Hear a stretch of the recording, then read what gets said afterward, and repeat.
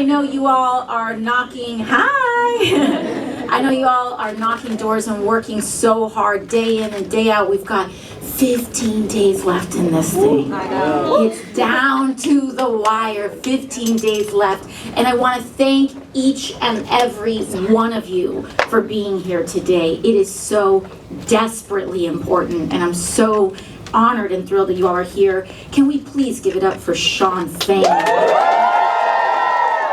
Genuinely, incredibly, one of the greatest labor leaders that we have of our time right now. And I mean, I want us to really reflect a little bit on what Shawn has done, because for a very, very long time, we've almost been conditioned to ask for scraps and for crumbs. And when Shawn Fain came in and decided to take on the big three at UAW and said, we're not going to ask for crumbs, we are going to ask for major increases in our benefits, our income, on everything, and we're not going to take no for an answer. And then they won it. They won it. That's leadership right there.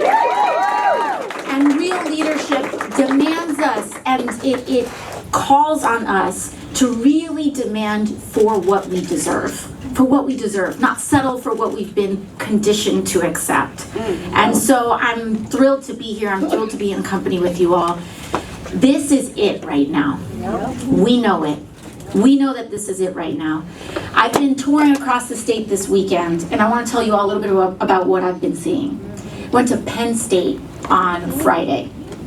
Sold out crowd, 300 overflow. They are fired up and ready to go. Yesterday, we went to Allentown, Pennsylvania yesterday. Over 1,000 people at a canvas, at a door-knocking canvas we launched yesterday morning.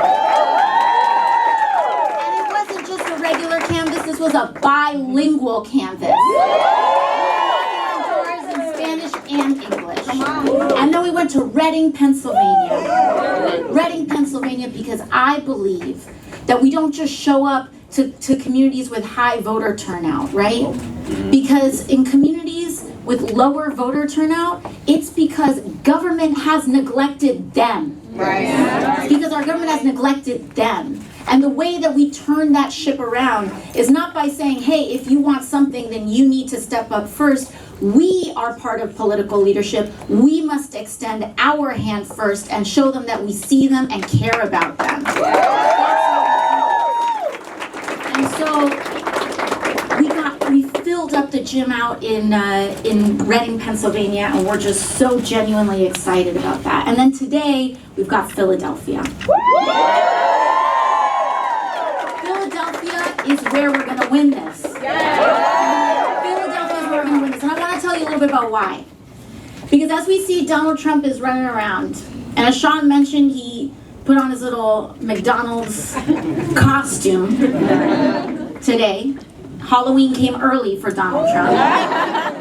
Because we know that man's never worked a day in his life. We know that man's never punched a clock in his life. He's never wiped down a table in his life. He's never had to fix his own car. He's never struggled to make ends meet. He does not know what it means to check your paycheck every week and see what you've got left. He doesn't know the first thing about that. And so when we see people doing things like that, we see Elon Musk coming in here. I mean, we got to talk about what this guy's doing, right? He's not only just dumping millions and millions of dollars here in the state of Pennsylvania, acting like he's from here, acting like he knows what Pennsylvania is about. It's not just what he's doing. He's doing these little, these little contests where he's promising people $1 million in some kind of lottery giveaway if they sign up for his list. And I want us to put together what those two things are like. When you have a billionaire just dangling $1 million to those of us, and many of us, who are struggling to make ends meet if they dance for him. You've got Donald Trump putting on a little McDonald's costume because he thinks that's what people do. they're not trying to empathize with us. They are making fun of us. They are making fun of us. Donald Trump thinks that people who work at McDonald's are a joke. Elon Musk thinks that dangling money in front of a working person is a cute thing to do when the election of our lives is before us. Because that's what people and billionaires like that do. They have absolutely no idea what our lives are like. And so they think this callousness is a way of connecting. It's not a way of connecting. Because you and I both know that when that camera turns on and they turn around and go into their car, they're laughing at us. They think we are the suckers. And they said that publicly. That's why Elon Musk thinks that your vote can be bought with $1. That's why he thinks that if you put a bunch of money on a mailer and shove it in your mailbox, you'll just do whatever he says. But Pennsylvania, we're smarter than that, aren't we? Yes, we are. We don't take orders from billionaires, do we? We don't allow our elections to be bought, don't we? No, we do not. Because we are going to elect Kamala Harris and Tim Walz and send them to the White House. Important too, because as a progressive, I'm part of a broader tent of the Democratic Party. I'm not going to sit here and pretend like we agree on everything. That's right. I'm not going to sit here and act like every member of the Democratic Party is lockstep and in agreement on every policy. I am often one of the fiercest critics of the Democratic Party. I think that what we're doing in Gaza is atrocious. I think that we cannot settle for anything less than guaranteed health care for every single American. I think that while we must pass a federal and raise a federal minimum wage to $15 an hour, I think we need more than that too. But what I do know is who I would rather argue with to get that done.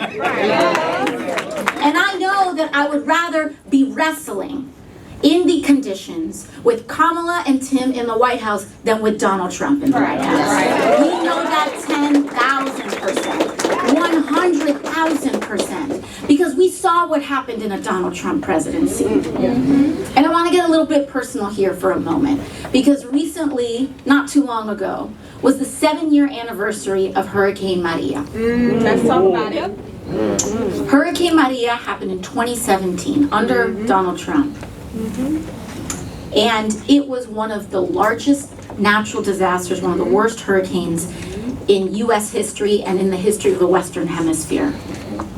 Under Donald Trump, we saw enormous amounts of neglect. This storm hit and no one came. And you know what happened? Nearly and up to 5,000 Puerto Ricans died in the aftermath of Hurricane Maria. And you have a Republican Party that doesn't even know that Puerto Rico are born U.S. citizens. And I say this not because this is just something from the island that me and my family comes from, but because of the nature of colonization, which Puerto Rico is a U.S. colony of the United States.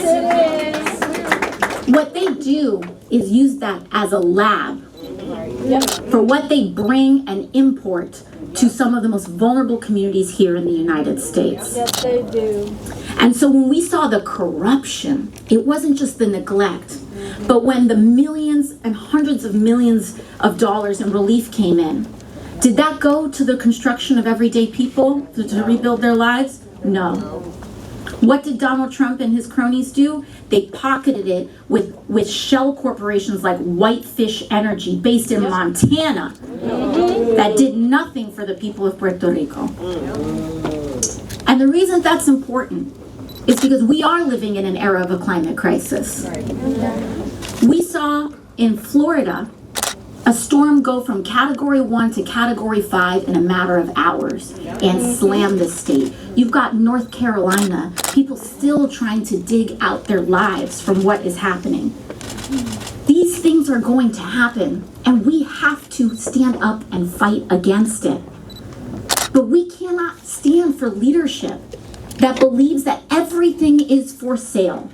Absolutely everything is for sale. And Donald Trump, as I've said before, would sell this country for $1 if it meant lining his own pockets and greasing the palms of his Wall Street friends. Because to them, we are just dollar bills to be traded and sold for whatever lines their own pockets. And we have to stand up and fight for our own lives. That's what this is about. This race is going to be determined in places like Philadelphia. It genuinely is. Because we hear all the time on television and in the radio, all of this jabber about who a swing voter is. And I know for those of you who work the doors, you know it's wrong. You know everything they say about a swing voter is wrong. Swing voters and all sorts of people are not just this neat category of things that fit all in one column. People are complicated. They have many different kinds of beliefs. But the real swing voter in this election, some of the most important swing voters of this election are not red to blue. They are couch to booth. They are couch to booth. The real swing voter in this election is deciding whether they're going to participate or not. The real swing voter in this election is deciding if it's worth it or not. If we have a future that's actually worth looking forward to and trying and working for or not. That's the real swing voter this election. And we know them. Many of us sometimes are them. Right? It's okay to say that. It's okay, because this is a challenging time. We are in a moment of transition in this country. We are not in the future and not quite in the past. We are struggling. That's what this choice is all about. Are we going to go back to a past of Donald Trump? Are we going to try to embark on a future where we organize under Kamala Harris and Tim Walz in the White House? But we're not in either reality yet. And that is a place of inherent tension, inherent contradiction, inherent wrestling with big, big questions. But the difference and what decides what future we live in is us. It's our decision to stand up. It's our decision whether we participate or not. And if our hand is in this, then a better way will come. If our hand is in this, a better way will come. Because I don't know about you, but after being handed and growing into and growing up in a world where we've been handed record levels of income inequality, a climate crisis, complete neglect around gun safety, when we're being handed conditions where our rights are being taken away, I know that I don't want to leave anybody else to be making this choice but us. We need to make this choice. And if we sit it out, we're allowing the same people who made the decisions up to this point continue to make them for tomorrow. We can't stand that. We can't stand for that. We cannot allow that. And not only that, but I don't want to talk about what we're against. I do want to talk about what we're for. We need to have a positive and affirmative vision for what we are going to pursue in this country. And as I said before, we must continue organizing and fighting for improved and expanded Medicare for all for every single American. We must fight for the PRO Act, to pass the PRO Act so that every single American can fight to unionize their workplace. We need to fight for continued and expanded climate action, so we put billions of dollars in good union jobs on from everything from solar panels to clean infrastructure to make sure that we can prepare and prevent the climate crisis. We must codify Roe v. Wade. We must take our bodies back. We must stand up and protect our LGBT brothers and sisters and siblings. We must stand up for the human rights of Palestinians and fight to bring our hostages home and end endless wars. This is the future we must organize for. And this is what we will continue to fight for. Because this election is not an endpoint. It is a waypoint. It is the waypoint for us. It is not the endpoint for us. It is not the conclusion. It is not the end. It is not the verdict. It is the way. It is a step. It is the path. And that's how we have to think about it. Because we cannot allow some of the most vulnerable people in this country to be put on the chopping block over a tough choice. That's where I've been. That's where I've personally landed on this. Because I've traveled the country. I've been to Nevada. I've been to Arizona. I've been to Texas. I'm not going to let a woman bleed out in an ER room over this. I'm not going to let a trans kid in Indiana suffer because of this. I'm not going to let a single mom trying to put 2 cents together whose kids are on WIC and EBT, I'm not going to let them go hungry over this. That's not what this is about. Because the vote is not just for them. The vote is for us. The vote is for us. It's for each other. It's not for any one politician. It is for ourselves and our lives and our future and what we are going to fight for, no matter what. So I am so thankful to be in this fight with you. With you. Because it doesn't matter where you are or what title you have or don't have or what you do for a living. This is about being in it for life. This is about a way of life. This is about a commitment for life. And that shouldn't be a heavy thing. It should be a liberating thing. Because this is the community that will have each other's back through thick and thin. Through an election, through a power outage, through a celebration, through a block party. This is the fabric of community. And when you knock on your neighbor's door today, understand that that is what you're building. It's that fabric. It's that conversation. It's saying, I see you and I care about you. And when we do that, the more we do that, the stronger our communities become, the more resilient and building and powerful our communities become. And that's how we decide this election.